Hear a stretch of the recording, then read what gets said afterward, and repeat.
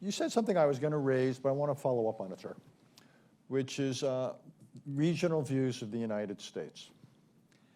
And so my question is, in this crisis, the United States has provided what I would describe as indirect support for Ukraine. Significant military help, diplomatic help, intelligence help, obviously the economic sanctions and the rest, but not direct military support.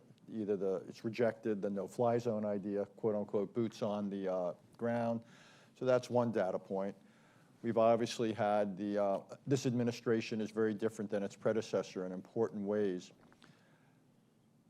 So when people look at what the United States is right now, look at what it's doing and not doing in Taiwan, in Ukraine, does this increase confidence that the U.S. is there? Because you essentially were suggesting maybe not. Well, I think the situations are different. As I said, in in Europe, you've got NATO, and you know where you draw the line on NATO. And in Asia, you don't have NATO, you have the 3 joint communiques.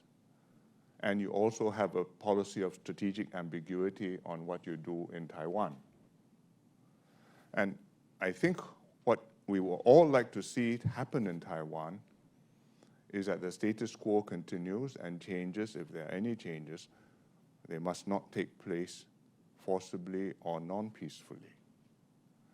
And that's very difficult to manage, because it's not just an economic issue, it's not just a strategic issue, but also to do with the politics and the sentiments of the population.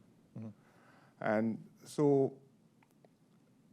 it is something which you can only manage over a long period of time. But is there, though, a concern that because of the reemergence of what you might call a significant Russian threat to European order, that plans for the pivot to Asia will not materialize, and instead the United States is almost going to require a detour on the way to its pivot to Asia to pivot back to Europe?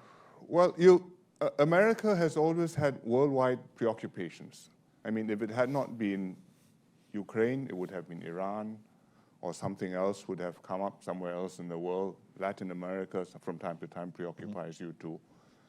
So I think we accept that. You have worldwide, far-flung interests. But the Asia-Pacific is one of those areas where you not only have China, whose relationship you must manage, but also so many other partners of the United States.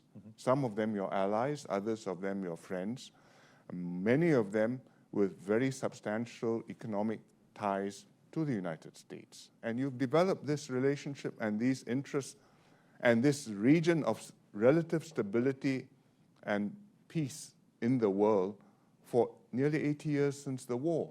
So whatever your other far-flung interests, this is something which you cannot walk away from. And I think that US presidents understand this, and they all have given personal attention to this, but I can't see them focusing on this to the exclusion of everybody and everything else. Neither do I think they are very likely to neglect their relationship with China because they are preoccupied elsewhere. What we do worry is, while dealing with China, whether there's also bandwidth and appetite and possibility to develop relations with Southeast Asia and other countries in the region.